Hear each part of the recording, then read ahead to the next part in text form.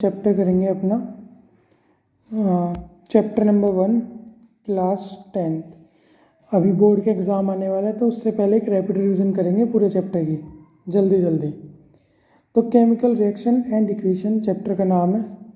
इस चैप्टर के अंदर केमिकल रिएक्शन और इक्वेशन के अंदर हमें क्या क्या पढ़ना है वो देखते हैं। सबसे पहले तो केमिकल रिएक्शन है तो सबसे पहले रिएक्शन ही देखेंगे क्या होता है और रिएक्शन के अंदर क्या क्या चीज़ होती है। चेंज इन रिएक्शन के अंदर क्या होता है, कलर का चेंज, स्टेट, टेम्परेचर और भी चीज़ें भी पढ़ेंगे। ये ओवरव्यू है। जो केमिकल रिएक्शन है या रिएक्शन से वो कैसे बनती है, तो इनका simplest way to write equation, जैसे ये वर्ड इक्वेशन है, ये इसके सिंबल है तो ये सिंबॉलिक इक्वेशन हो गई। इसके अंदर एक अनबैलेंस इक्वेशन होती है, एक बैलेंस इक्वेशन होती है। और भी अभी आगे पढ़ेंगे। एक ये भी देखते हैं, टाइप ऑफ केमिकल रिएक्शन भी पढ़ेंगे। रिएक्शन कितने प्रकार की होती है, जैसे कॉम्बिनेशन रिएक्शन है वो कौन सी होती है हमारी, एक्सोथर्मिक। तो एक्सोथर्मिक रिएक्शन क्या होती है। डीकम्पोजिशन रिएक्शन हमारी कौन सी होती है, एंडोथर्मिक। तो एंडोथर्मिक क्या होता है ये भी पढ़ना है। डिस्प्लेसमेंट रिएक्शन होती है, डबल डिस्प्लेसमेंट रिएक्शन होती है। डबल डिस्प्लेसमेंट रिएक्शन में ही हमारी क्या होता है, प्रिसिपिटेशन भी बनता है, तो वो भी देखेंगे कि प्रिसिपिटेशन क्या होता है।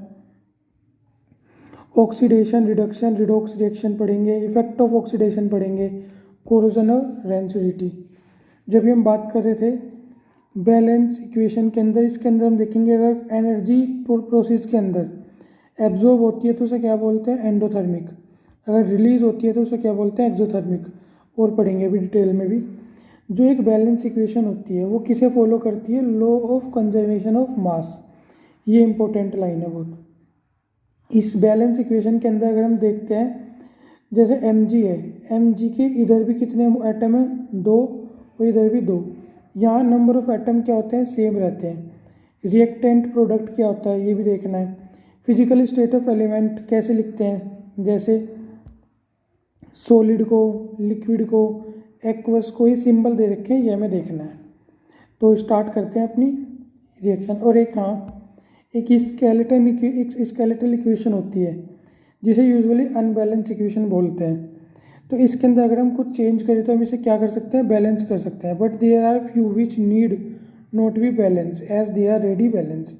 कुछ इक्वेशन रॉ फॉर्म में स्केलेटन इक्वेशन बोली जाती है, कुछ को तो बैलेंस करना पड़ता है, कुछ अपने आप ही बैलेंस होती है। तो ये सब हम क्या है देखेंगे। स्टार्ट करते हैं। तो अपना ये जो हम स्केलेटन की बात कर रहे थे, ये इक्वेशन है और ये से क्या कर रखा है, बैलेंस। देखो यहाँ कार्बन 1, यहाँ भी कार्बन 1, यहाँ ऑक्सीजन 2, यहाँ पे 2, यहाँ CO2 एक मॉलिक्यूल, CO2 एक मॉलिक्यूल। या इस तरह देखा जाए, ये तो रिएक्शन मतलब एक ही है। अब इस रिएक्शन को हम दो हिस्सों में तोड़ लेंगे। ये वाले हिस्से को बोला जाता है रिएक्टेंट, इस वाले हिस्से को क्या बोला जाता है, प्रोडक्ट। सेम इक्वेशन है, बैलेंस।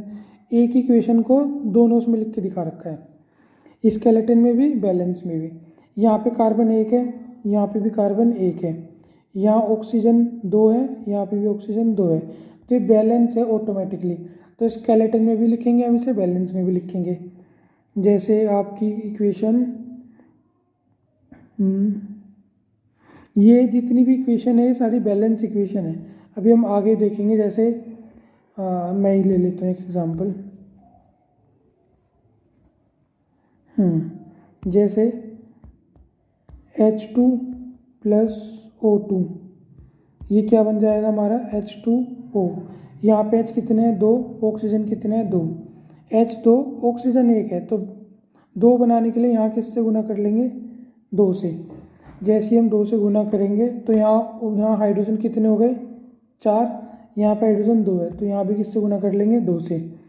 तो अब ये जो इक्वेशन मैंने बनाई है ये बैलेंस इक्वेशन है। अगर मुझे स्केलेटन बनानी है तो मैं क्या कर दूंगा, ये। अब ये मेरी इक्वेशन क्या हो गई, स्केलेटन। अब ये अनबैलेंस है, लेकिन जैसे मैं यहाँ 2 लगा दूँ तो ये बैलेंस इक्वेशन हो गई। ये अंतर होता है स्केलेटन और बैलेंस इक्वेशन के अंदर।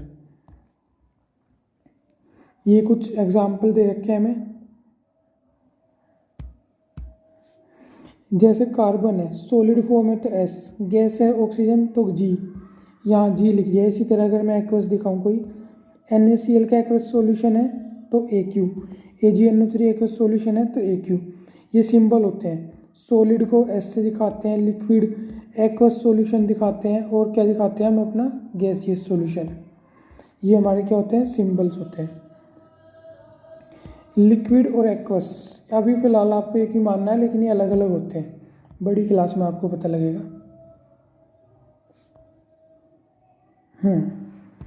स्टार्ट करते हैं। तो अपना सबसे पहले केमिकल रिएक्शन। केमिकल रिएक्शन क्या होती है? अगर डेफिनेशन कहें, the process in which new substance with new property are formed are called chemical reaction.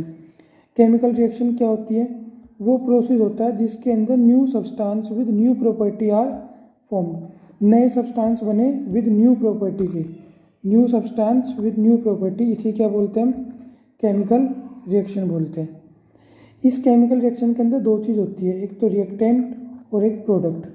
Reactant क्या होता है, प्रोडक्ट क्या होता है? जैसे मैंने एक इक्वेशन लिखी A+B, सपोज ए बी हो गया है, तो एरो के जो लेफ्ट साइड में है, लेफ्ट हैंड साइड है, उसे क्या बोलेंगे, रिएक्टेंट, और एरो के जो राइट हैंड साइड होता है उसे क्या बोलते हैं,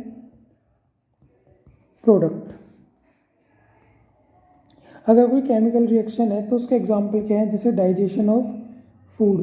हमने क्या खाया, फूड खाया, इससे हमें एक न्यू सब्सटेंस मिल गया, एटीपी बोल लूँ मैं इसे, ग्लूकोज बोल दूँ या एनर्जी बोल दूँ, ये हमें क्या है, मिल गया खाना खाने के बाद।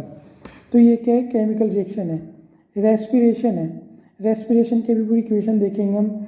जो हमने ग्लूकोज प्लस ऑक्सीजन के प्रेजेंस में बर्न किया तो हमें CO2, ये मिटा देता हूँ,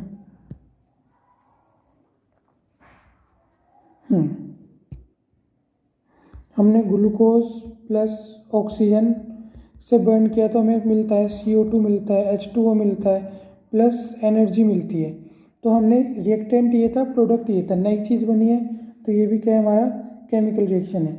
रस्टिंग ऑफ आयरन, आयरन लोहे में जंग लगना, जब लोहे में जंग लगता है तो उसमें भी न्यू सब्सटेंस बनता है, तो वो भी क्या होता है, हमारा chemical reaction. Burning of magnesium ribbon, ये पेपर में आता भी है,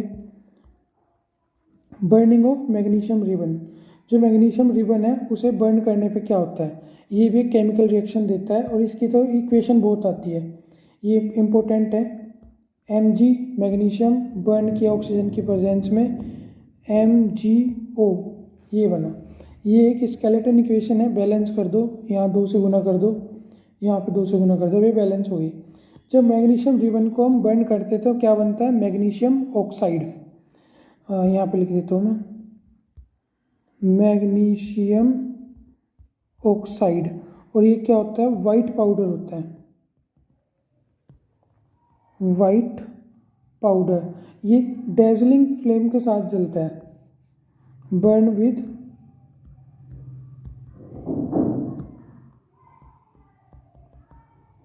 डेजलिंग फ्लेम, एक चमकदार फ्लेम के साथ ही मैग्नीशियम रिबन जलता है, बर्न होता है। एक क्या है हमारा, फॉर्मेशन ऑफ कर्ड, मतलब दही का, दूध से दही का बनना भी एक क्या है, केमिकल रिएक्शन है। अब हमने इतनी अलग अलग तरह की केमिकल रिएक्शन पढ़ी, तो हमें कैसे पता लगा कि क्या केमिकल रिएक्शन है क्या नहीं है? इसके पता लगाने के लिए कुछ क्राइटेरिया बना रखे हैं, जिसे हम क्या बोलते हैं, केमिकल रिएक्शन में इन्वॉल्व क्या होता है, या तो स्टेट चेंज हो, स्टेट चेंज का मतलब तुमने सॉलिड लिया लिक्विड बन गया, या कुछ और स्टेट चेंज हो गई तो वो केमिकल रिएक्शन कहलाएगी। जैसे दूध था, लिक्विड था, कर्ड जमी तो सेमी सॉलिड हो गई, या और भी इससे बहुत सारे अच्छे एग्जाम्पल भी हो सकते हैं। जैसे मैग्नीशियम था, ये सॉलिड था, वो बहुत सारी कोई सॉलिड चीज़ें हमने उसमें कुछ डाला और वो क्या बन गया, लिक्विड बन गया, तो वो भी क्या होगा, हमारा स्टेट चेंज माना जाएगा। Change in colour, colour change हो जाए, अभी आगे हम पढ़ेंगे बहुत सारे change in colour. Change in temperature, ये तो सबने देखा हुआ होगा, जो घर पे जब वाइट वॉश होता है, वाइट वॉश होता है तो एक चूना लाया जाता है, और जब चूने को पानी में डाला जाता है, ये मैं साफ कर लूँ,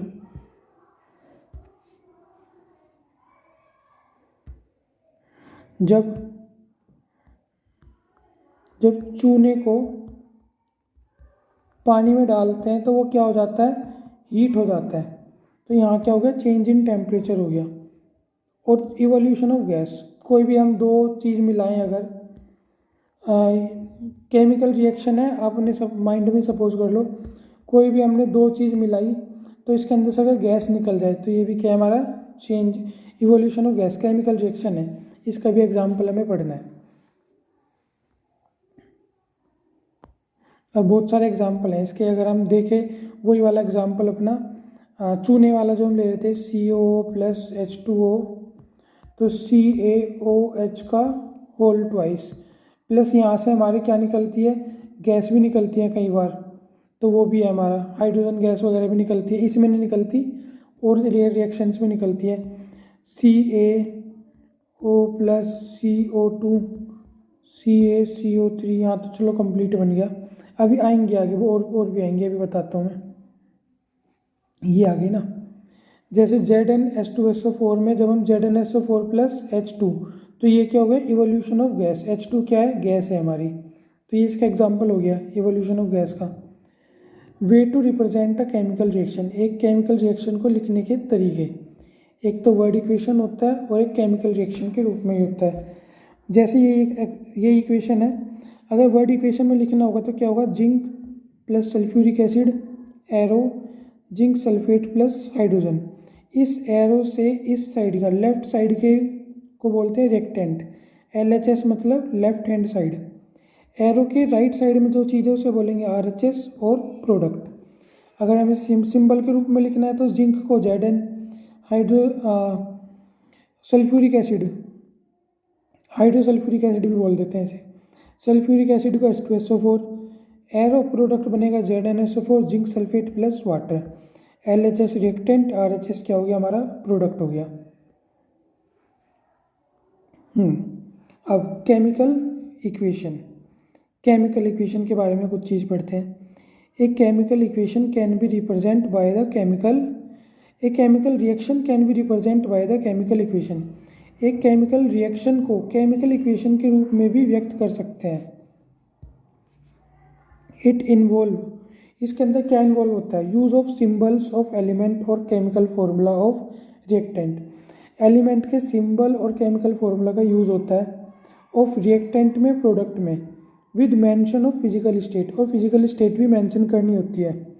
जैसे ये मैग्नीशियम है तो यहाँ सॉलिड लिखना होगा, ऑक्सीजन के आगे गैस, और मैग्नीशियम ऑक्साइड पाउडर है तो सॉलिड फॉर्म में बनेगा तो S। इस तरह यहाँ लिखना होता है कि इसकी स्टेट भी क्या है। The necessary condition such as temperature, pressure और any catalyst should be written on arrow between reactant and product. अगर तुमने कोई रिएक्टेंट है इसे हीट किया है या इसके अंदर पानी डाला कुछ भी किया है तो तुम्हें एरो पे मेंशन करना पड़ेगा। टेम्परेचर हुआ, प्रेशर हुआ, या कोई कैटलिस्ट है, चैप्टर 4 में पढ़ोगे निकल वगैरह की प्रेजेंस में जो हम करते हैं सैचुरेशन अनसैचुरेशन, उसके अंदर भी हमें ये लिखना होता है। और यहाँ पे क्या आ जाएगा आपका प्रोडक्ट आ जाएगा। अब हम आगे देखते हैं, ये हमारी इक्वेशन है, बैलेंस केमिकल इक्वेशन है, जो भी मैंने एग्जांपल दिया था। Magnesium is burn in air to form magnesium oxide, magnesium को जब एयर में बर्न करते तो क्या बनता है, मैग्नीशियम ऑक्साइड बनता है, वाइट पाउडर होता है ये।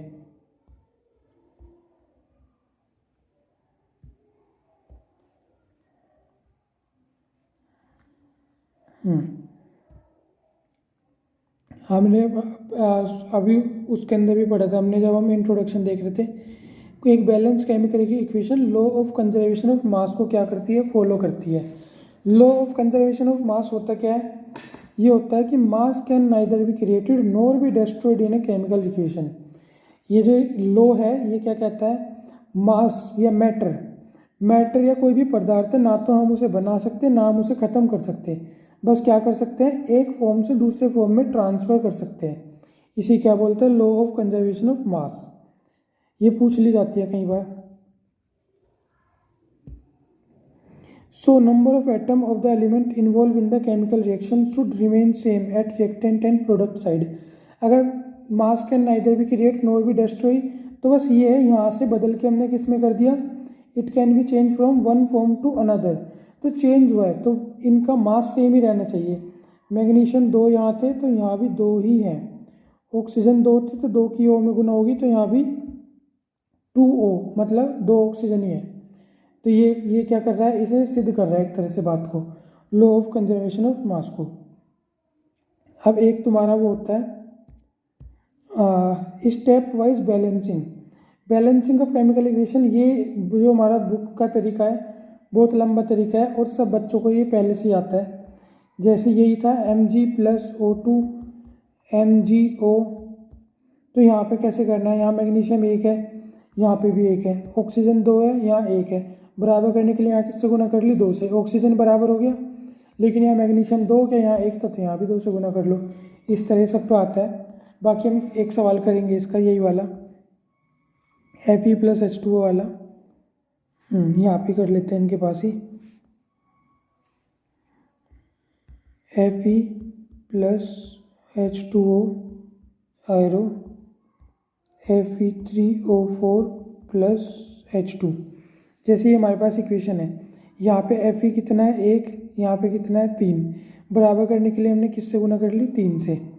ऑक्सीजन यहाँ कितने हैं 4, यहाँ पे 1, तो यहाँ मैं किससे गुना कर सकता हूँ 4 से, 4 ऑक्सीजन हो गए, यहाँ भी 4 ऑक्सीजन हो गए, Fe3 हो गए, यहाँ 3 हो गए, ऑक्सीजन यहाँ कितने हो गए 4 बराबर हो गए, हाइड्रोजन कितने हो गए यहाँ पे 4 दूनी 8, यहाँ पे 2 है तो यहाँ किससे गुना कर लेंगे 4 से, तो ये हमारी क्या हो गई, बैलेंस हो गई।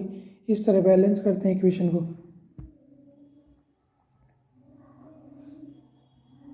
ये लिखी है बैलेंस इक्वेशन, ये रही।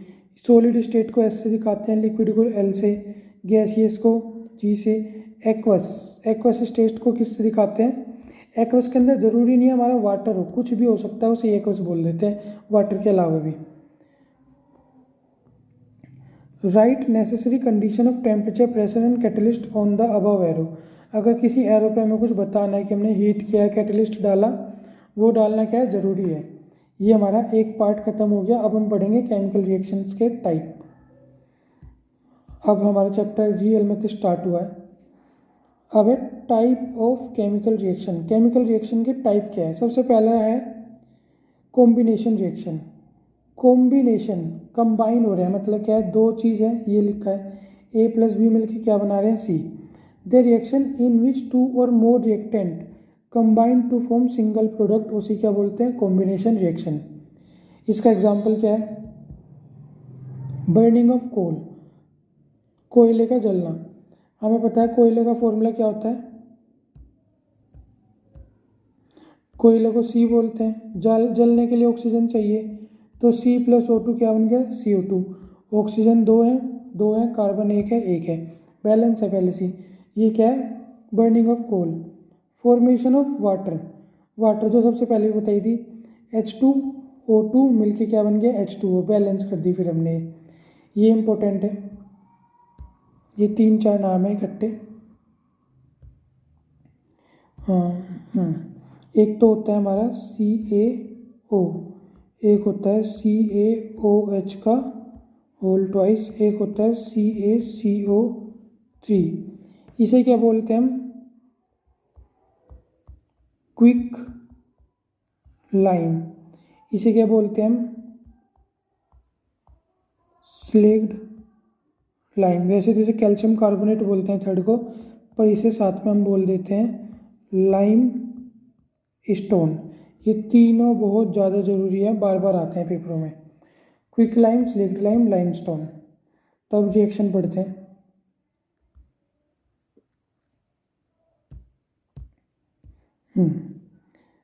जब हम क्विक लाइम कैल्शियम ऑक्साइड को वाटर के साथ हम क्या करते हैं, डालते हैं, तो ये क्या बनता है CaOH का होल ट्वाइस एक्वस सॉल्यूशन। और एक चीज़ और, जैसे हम इसमें पानी डालते हैं यहाँ बहुत सारी क्या निकलती है, हीट भी निकलती है जब हम इसमें डालते हैं। तो इससे हमें ये भी पता लगता है जो हमारी कॉम्बिनेशन रिएक्शन है, जब हमने कोयले को जलाया तो भी क्या निकलेगी, हीट। हमने H2+H2O बना दिया, ये है तो पानी लेकिन यहाँ भी क्या है एनर्जी निकलती है, तो यहाँ भी क्या है हीट फॉर्मेशन हुई। तो इन तीनों में हीट निकलती है, इसलिए हम क्या बोलते हैं, कॉम्बिनेशन रिएक्शन को जनरली एक्सोथर्मिक रिएक्शन बोला जाता है। Reaction in which heat is released along with formation of product are known as exothermic reaction. ये रहा एग्जाम्पल दोबारा, burning of natural gas. Natural gas है CH4, O2 के साथ जलाएंगे CO2 H2O प्लस हीट, तो ये क्या हो गई, एक्सोथर्मिक रिएक्शन हो गई। रेस्पिरेशन की बताई थी ना अभी आएगी। ये ग्लूकोज है C6H12O6, ऑक्सीजन के प्रेजेंस में जब ये बर्न होगा तो क्या मिलेगा, CO2 H2O प्लस एनर्जी, तो ये भी क्या हो गई हमारी एक्सोथर्मिक प्रोसेस हो गई। अगला है हमारा डीकम्पोजिशन रिएक्शन। डीकम्पोजिशन रिएक्शन, अगर इसकी डेफिनेशन पढ़े, the reaction in which a compound split मतलब टूटना इनटू 2 और more substance are called decomposition reaction. जब हमारा एक सब्सटेंस है रिएक्शन करने के बाद 2 हिस्सों में टूट जाए या 2 से ज़्यादा हिस्सों में भी टूट जाए, उसे क्या बोलेंगे हम, डीकम्पोज होना। डीकम्पोज का मतलब होता है विघटन होना, टूटना, तो इस रिएक्शन को ही क्या बोलेंगे, डीकम्पोजिशन रिएक्शन। ये जैसे हमें दे रखा है ए था, टूट के किस में बन गया, B प्लस सी में, तो ये क्या है, डीकम्पोजिशन रिएक्शन। तोड़ने के लिए हमें क्या चाहिए, एनर्जी चाहिए, तो इसके कई टाइप होते हैं, हमें एनर्जी देनी पड़ती है, लेकिन ए में हम कुछ हीट वगैरह कुछ देंगे तभी तो टूटेगा 2 हिस्सों में, तो इसलिए इसमें एनर्जी दी जाती है, तो इसे क्या बोलते हैं, एंडोथर्मिक, एंडोथर्मिक रिएक्शन बोलते हैं। अभी मैं लिखा हुआ दिखा देता हूँ यहाँ पे, एंडोथर्मिक रिएक्शन बोलेंगे। कहाँ गया, ये रहा, इसे एंडोथर्मिक रिएक्शन भी बोलते हैं। The reaction which require energy in the form of heat, light और electricity to break reactant are called endothermic reaction. Reactant को तोड़ने के लिए हीट, लाइट, इलेक्ट्रिसिटी किसी भी रूप में एनर्जी चाहिए, तो उसे क्या बोलेंगे हम, एंडोथर्मिक रिएक्शन। मतलब इनमें हमें हीट देनी पड़ती है अपने आप से, और कॉम्बिनेशन में तो मिलती थी, यहाँ हमें देना पड़ता है। सबसे पहले क्या है, थर्मल डीकम्पोजिशन। थर्मल मतलब गर्मी, हीटिंग के द्वारा जब डीकम्पोजिशन होता है, when decomposition is carried out by heating is known as thermal decomposition reaction. जैसे FeSO4 फेरस सल्फेट है, जब हम इसे गर्म करेंगे तो क्या मिलेगा, Fe2O3 ferric oxide, SO2 plus SO3, sulphur dioxide SO2, और ये SO3 सल्फर ट्राइऑक्साइड, ये हमें मिलता है। जो फेरस सल्फेट होता है किस कलर का होता है, ग्रीन कलर का होता है। गर्म करने के बाद ये कैसा हो जाता है, जंग लगे लोहे जैसा, रेडिश ब्राउन कलर का हो जाता है। ये जो हमारा ये था CaCO3, वो एक हमने रिएक्शन अभी चूने वाली पढ़ी थी, CaO प्लस H2O, यहाँ हीट निकलती थी, ये तो क्या थी हमारी कॉम्बिनेशन रिएक्शन। लेकिन यहाँ पे क्या है, CaCO3 है, जब हम इसे हीट करेंगे तो क्या बनेगा हमारा, CaO प्लस H2O, और यहाँ हीट हमने दी है, तो इसे ही लाइमस्टोन बोलते हैं, मैं बता चुका, और इसे क्या बोलते हैं, क्विक लाइम। ये लिख रखा है मैंने, मिटा दिया था फिर। अगला PbNO3, जब हम इसे गर्म करेंगे, PbO मतलब लेड नाइट्रेट को lead oxide, NO2 nitrogen dioxide plus oxygen, ये इसके अंदर क्या है, टूट जाता है, ब्रेक डाउन हो जाता है।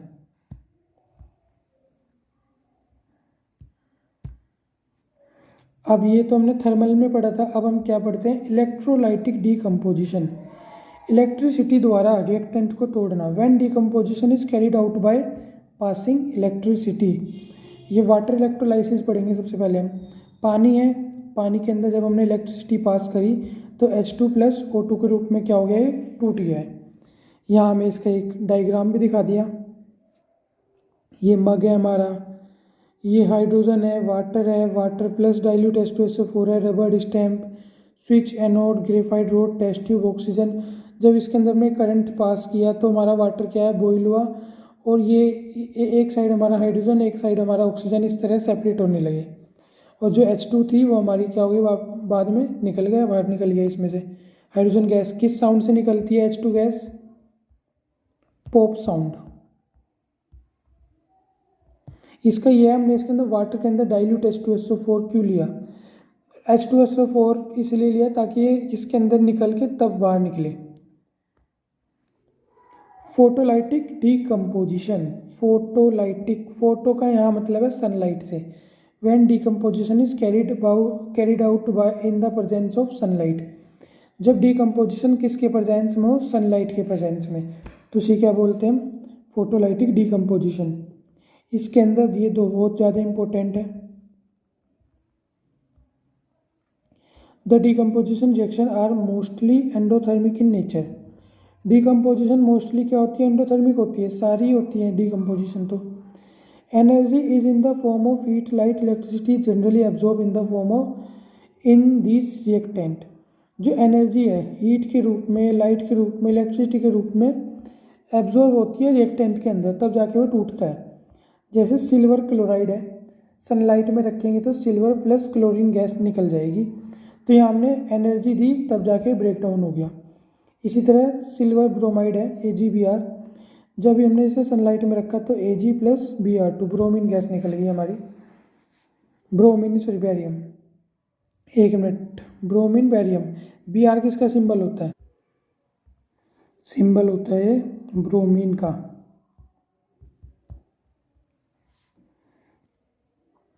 एक ये इंपॉर्टेंट लाइन है, silver chloride turn grey on exposure of sunlight. जो सिल्वर क्लोराइड है ग्रेइश कलर का हो जाता है जब हम इसे किस में रखते हैं, सनलाइट के अंदर।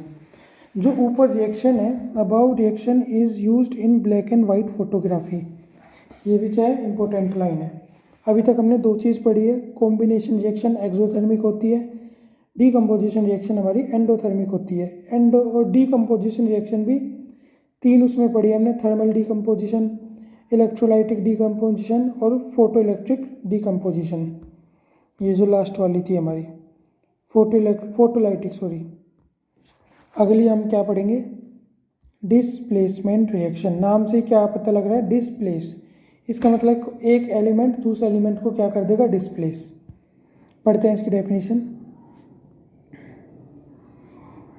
The chemical reaction in which more reactive element displace less reactive element from its salt solution, जिसके अंदर मोर रिएक्टिव, जैसे ये एक रिएक्शन है, इसके अंदर Fe ज़्यादा रिएक्टिव है Cu से, तो ये क्या कर देगा, more reactive element displace less reactive element from its salt.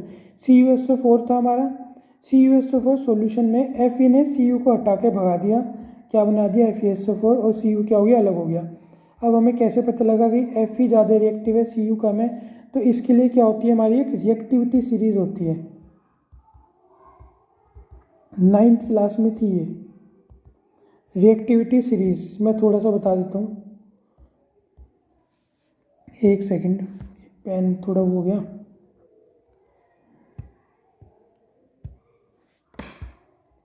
Kedarnath का माली आलू जरा फीके, इस तरह की ये हमारी क्या है, सीरीज है।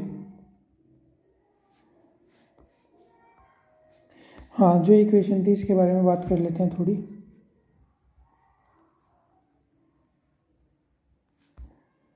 ये जो हमारी आयरन प्लस CuSO4 था, यहाँ पे ये हमारा एक एक्सपेरिमेंट भी दे रखा है। इसके अंदर क्या है, ये जो नीले वाला सॉल्यूशन है ये CuSO4 है, और ये जो लोहा है ये हमारा क्या है, आयरन है। जब ये इसके अंदर डाला जाता है रिएक्शन होगी, और जो हमारा आयरन है ये किससे अटैच हो जाता है, FeSO4, आयरन सल्फेट बना देता है और कॉपर अलग हो जाता है।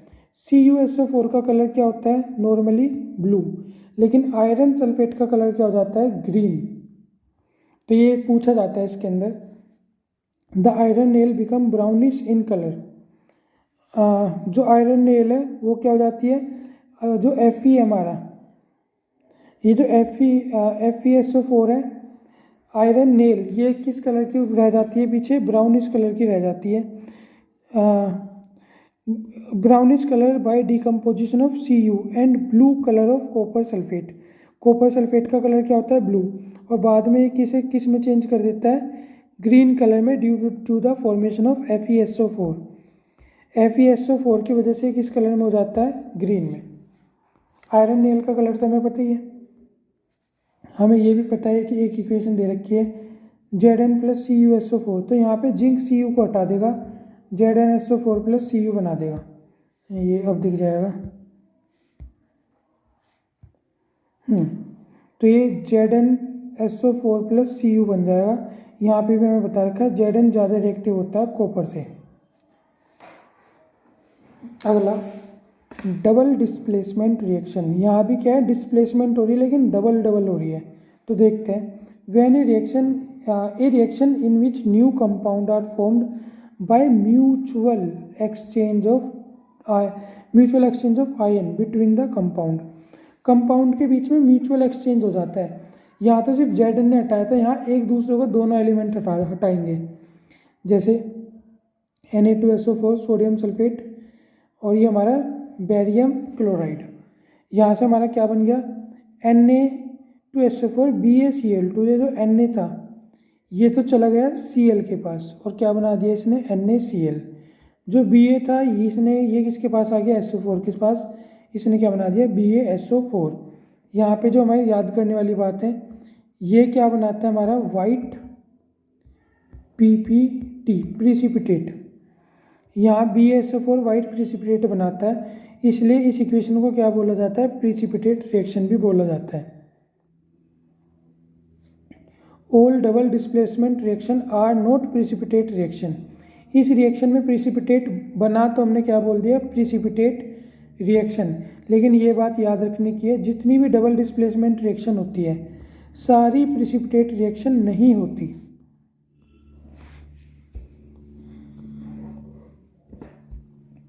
यहाँ पे हमें एक और देख रखा है, पोटेशियम आयोडाइड लेड नाइट्रेट से मिलके पोटेशियम आयोडाइड और लेड आयोडाइड और पोटेशियम नाइट्रेट बना देता है। तो यहाँ भी इन्होंने क्या कर दिया, Ki ने किससे मिल लिया, Ki मिल लिया हमारा NO3 से, Pb मिल चुका I से, तो यहाँ ही बना दिया। यहाँ जो PbI2 कैसा वो बनाता है, येलो प्रिसिपिटेट बनाता है। अगली है पोटेशियम ब्रोमाइड बेरियम आयोडाइड मिल के क्या बनाएगा, पोटेशियम आयोडाइड और बेरियम ब्रोमाइड। ये भी क्या है, डबल डिस्प्लेसमेंट है। हाँ, अब ये चैप्टर थोड़ा समाप्ति की तरफ है। ऑक्सीडेशन एंड रिडक्शन, दो शब्द हैं, ऑक्सीडेशन और रिडक्शन। क्या होता है ऑक्सीडेशन, क्या होता है, the addition of oxygen to the reactant. किसी भी चीज़ में ऑक्सीजन का ऐड होना या हाइड्रोजन का रिमूव होना, removal of hydrogen from the reactant, उसे ही क्या बोलेंगे हम, ऑक्सीडेशन। ये सारा काम कहाँ होना चाहिए, रिएक्टेंट में। रिएक्टेंट में या तो ऑक्सीजन मिले या हाइड्रोजन हटे, दोनों ही ऑक्सीडेशन होते हैं। जैसे Cu प्लस O2, यहाँ ऑक्सीजन क्या हुई है, ऐड हुई है, तो ये हमारी क्या है, ऑक्सीडेशन रिएक्शन है। और यहाँ ये भी देखा जाता है फ्रॉम ए रिएक्टेंट, मतलब यहाँ से ऐसे ऑक्सीजन है, ये भी ध्यान रखना है। Cu था यहाँ पे रिएक्टेंट की साइड वाले चीज़ को अगर ऑक्सीजन मिल जाए, यहाँ पे Cu को क्या मिल गया, ऑक्सीजन, तो ये ऑक्सीडेशन हुआ है। इसी तरह यहाँ पे देखते हैं CuO प्लस H2O। यहाँ पे देखो Cu के पास तो पहले ऑक्सीजन था, यहाँ पे Cu का ऑक्सीजन तो क्या हो गया, हट गया। ये ऑक्सीडेशन नहीं है, ये रिडक्शन है। लेकिन हाइड्रोजन था, इसे यहाँ पे क्या मिल गया, ऑक्सीजन मिल गया, तो ये हमारा क्या बन गया साथ में, ऑक्सीडेशन। देखो इसी रिएक्शन के अंदर दोनों चीज़ हुई है, ऑक्सीडेशन भी रिडक्शन भी। ऐसी इक्वेशन को क्या बोलते हैं, रिडॉक्स रिएक्शन। रिडक्शन की भी डेफिनेशन पढ़ लेते हैं, वैसे हमने पढ़ ली, अब तो फिर भी एक बार और पढ़ लेते हैं। The addition of hydrogen to a reactant या removal of oxygen from the reactant, इसे भी क्या बोलेंगे, रिडक्शन। देखो यही वाली इक्वेशन है, आपकी बात जैसे मैंने बताई थी यही है। CuO है, यहाँ से ऑक्सीजन क्या हो गया, रिमूव हो गया, तो ये क्या बन गई हमारी, रिडक्शन। इस हाइड्रोजन को क्या मिल गया, ऑक्सीजन मिल गया, तो यहाँ क्या बन गया हमारा, ऑक्सीडेशन। एक चीज़ और होती है इसके अंदर, जैसे हमारा Cu था, इसने ऑक्सीडेशन दे दिया, ये रिड्यूस हो गया, इसे क्या बोलेंगे, ऑक्सीडाइजिंग एजेंट। और जो ऑक्सीडेशन हुआ है जिसका, ये हाइड्रोजन है, इसका ऑक्सीडेशन हो गया है, तो इसे वाले को क्या बोलते हैं, रिड्यूसिंग एजेंट। आगे चलते हैं। इन दिस रिएक्शन CuO, जो CuO है ये रिड्यूस हो गया और क्या बन गया हमारा Cu बन गया, रिड्यूस हो गया। और जो H2O है वो क्या हो गया, ऑक्सीडाइज हो गया और क्या बन गया H2O बन गया। सो oxidation reduction taking place together in A redox reaction. अगर किसी रिएक्शन में रिडक्शन ऑक्सीडेशन दोनों हो तो उसे हम क्या बोलते हैं, रिडॉक्स रिएक्शन बोलते हैं। अब ये जो ऑक्सीडेशन रिडक्शन है इनका हमारी डेली लाइफ में क्या इफेक्ट होता है, तो हमारी बुक के अंदर दे रखा है कोरोजन एक टॉपिक। हाँ ये क्या है, when a metal is expose to moisture air acid ETC। जब किसी मेटल को एक्सपोज किया जाता है मॉइस्चर के अंदर, नमी में, एयर में, एसिड में, तो फॉर सम टाइम कुछ समय के लिए a layer of hydrated oxide is formed. तो उस मटेरियल पे हाइड्रेटेड ऑक्साइड की लेयर बन जाती है, विच वीकन्स द मेटल, जो उस मेटल को क्या करती रहती है, कमज़ोर। लोहा है, पानी के संपर्क में आया तो यहाँ एक ऑक्साइड की लेयर बन जाएगी और इस मेटल को क्या करती रहेगी, वो डिजनरेट करती रहेगी, वीक कर देगी, weakens the metal and hence metal is said to be corrode. और उसी मेटल को हम क्या बोलते हैं, भाई कोरोड हो गया या जंग लग गया, उसी बोलते हैं रस्टिंग या कोरोजन। लोहे के केस में रस्टिंग, बाकी मेटल के केस में कोरोजन बोल देंगे।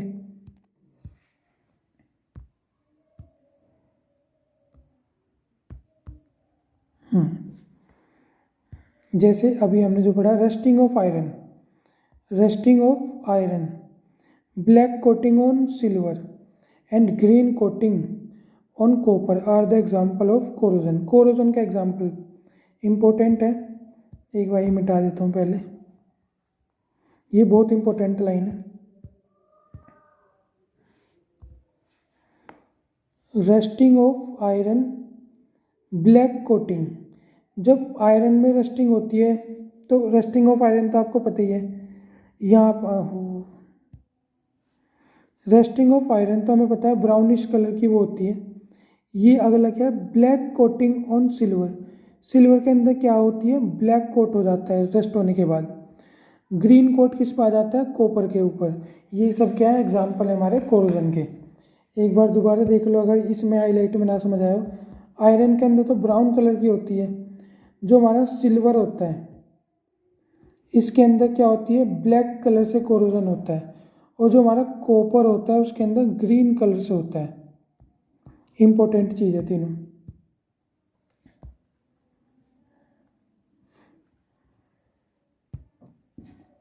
Corrosion can be prevented by galvanisation, ये जंग वगैरह की चीज़ है। गैल्वेनाइजेशन, इलेक्ट्रोप्लेटिंग और बाय अप्लाइंग पेंटिंग। कोरोजन को बचाने के तरीके क्या क्या होते हैं, पेंट कर लो या इलेक्ट्रो पेंटिंग कर दो, इलेक्ट्रॉन की पेंट परत चढ़ा दी जाती है, या गैल्वेनाइजेशन जिंक की परत चढ़ा दी जाती है इसके अंदर। इसका मैं एग्जांपल देता हूँ, बहुत फेमस एग्जांपल है। जो एटलस साइकिल होती है, एटलस साइकिल होती है, उसका जो हैंडल होता है ना चमकदार वाला, उसके ऊपर जो प्लेटिंग होती है वो बिल्कुल जिंक मतलब गैल्वेनाइजेशन प्लेटिंग होती है।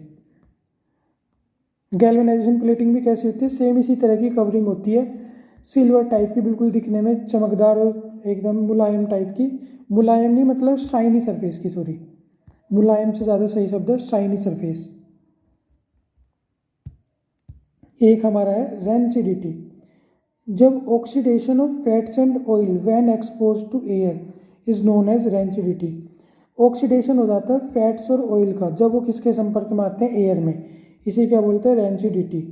और इसकी वजह से क्या होता है, it lead to bad smell and bad taste of food. इसकी वजह से जो फूड है उसका टेस्ट और स्मेल क्या हो जाती है, बेकार हो जाती है। मेथड टू प्रिवेंट रेंसिडिटी, जैसे कोरोजन के लिए हम पेंट कर रहे थे, गैल्वेनाइजेशन था, इलेक्ट्रो पेंटिंग था, इसे मतलब प्रिवेंट करने के लिए क्या करेंगे, by adding antioxidant, keeping food in air tight container.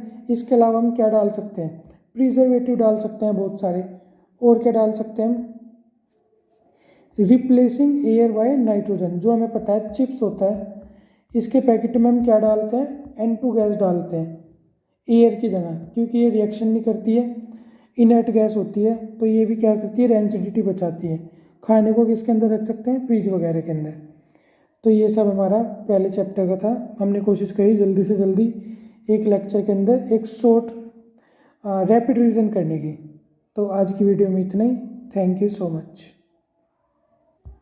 ये पूरे चैप्टर की सीरीज़ आपको मतलब क्लास 10th की चैप्टर वाइज, क्लास 10th के सारे चैप्टर की इस तरह की रैपिड रिवीजन वीडियो मिल जाएंगी सारी, एक एक करके। Thank you.